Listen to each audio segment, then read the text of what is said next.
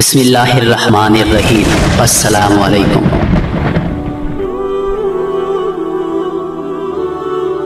وزیر آباد اور مسجد وزیر خان کا نام کسی پاکستانی کے لیے اجنبی نہیں، لیکن اس شہر اور مسجد کو بسانے اور بنانے والے نواب وزیر خان کے حالات سے شاید بہت کم لوگ آگاہ ہوں گے۔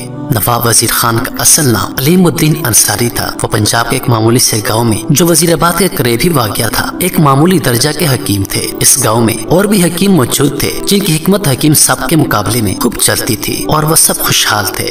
حکیم علیم الدین انصاری بہت متقی، قناعت پسند، اللہ توکل والے، صابر اور شاکر آدمی تھے جو کبھی اپنی مسرت اور تنگ دستی اور اپنی ناقدری پر جلتے کرتے نہیں تھے، بلکہ اسے اللہ کی مرضی سمجھتے ہوئے ہر دم اللہ کے شکر گزار بنے رہتے تھے۔ حکیم صاحب کی بیوی اس صورتحال پر ہمیشہ شاکی رہتی، ان سے لڑتی جھگڑتی اور اکثر ان کی کتابیں اٹھا کر گھر سے باہر پھینک دیتی کہ کیا فائدہ تمہاری اس حکمت کا جو گھر کا چولہا بھی نہ جلا سکے۔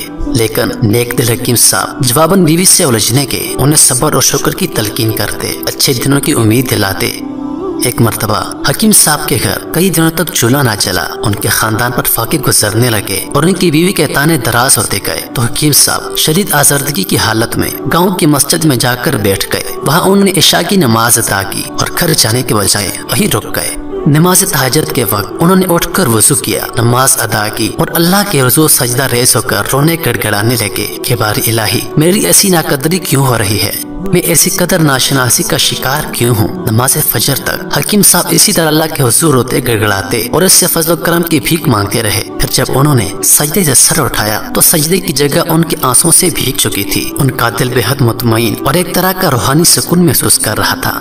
اس دوران میں دوسرے نمازی بھی مسجد میں آنا شروع ہو چکے تھے۔ حکیم صاحب نے ان کے ساتھ نماز فجر ادا کی اور گھر آ گئے۔ انہوں نے سوچا کہ تھوڑی دیر سو لوں، پھر جا کر اپنا مطلب کھولوں گا، لیکن اس وقت گھر کے دروازے پر دستک ہوئی۔ انہوں نے جا کر دروازہ کھولا تو باہر ایک سپاہی کو کھڑے ہوئے پایا۔ سپاہی نے ان سے کہا کہ ان کے لشکر کا سپہ سالار شدید پیٹ درد میں مبتلا ہے، وہ چل کر اسے دیکھ لیں۔ حکیم صاحب سمجھ گئے کہ سپہ سالار در حقیقت درد کولنج میں مبتلا تھا۔ انہوں نے ضروری دوائیں ساتھ لیں اور سپاہی کے ہمراہ لشکر گاہ پہنچ گئے۔ سپہ سالار اپنے خیمے میں بستر پر پڑا درد سے بری طرح تڑپ رہا تھا۔ حکیم صاحب نے اس سے اپنی دوا استعمال کروائی۔ تھوڑی دیر میں اس کی حالت سنبھلنی شروع ہو گئی، یہاں تک کہ اس کا درد جاتا رہا اور وہ بستر پر اٹھ کر بیٹھ گیا۔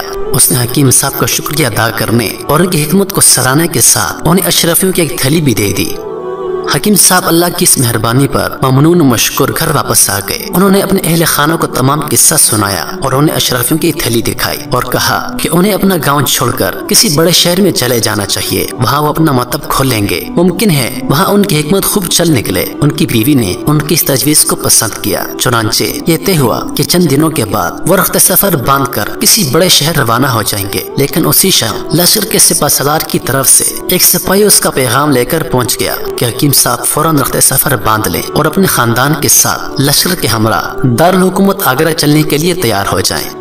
حکیم صاحب اور ان کے اہل خانہ فوراً ہی تیار ہو کر لشکر سے جا ملے اور اس کے ہمراہ آگرہ روانہ ہو گئے۔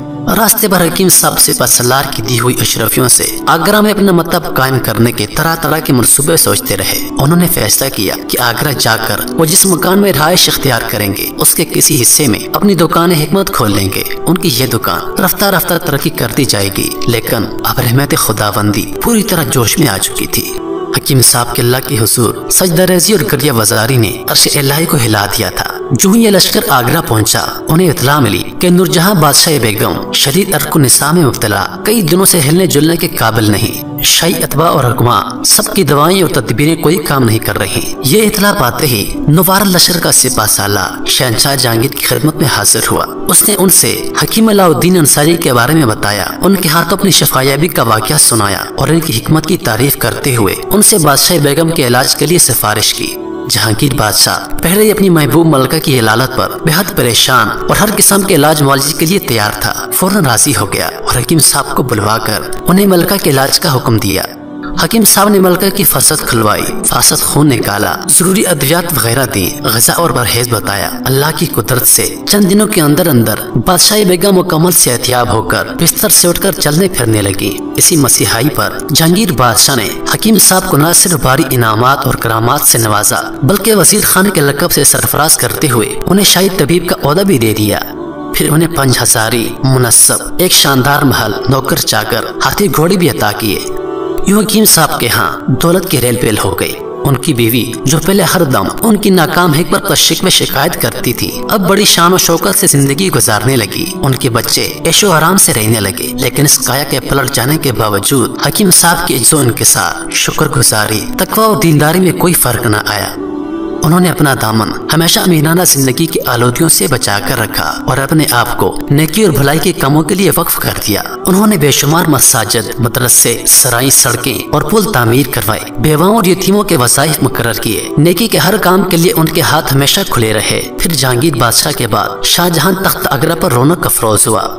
इतने बुलंद मकाम और दौलत की रेल पेल के बावजूद हकीम साहब अल्लाह के एहसान को कभी न भूले और बदस्तूर नेकी और भलाई के काम करते रहे।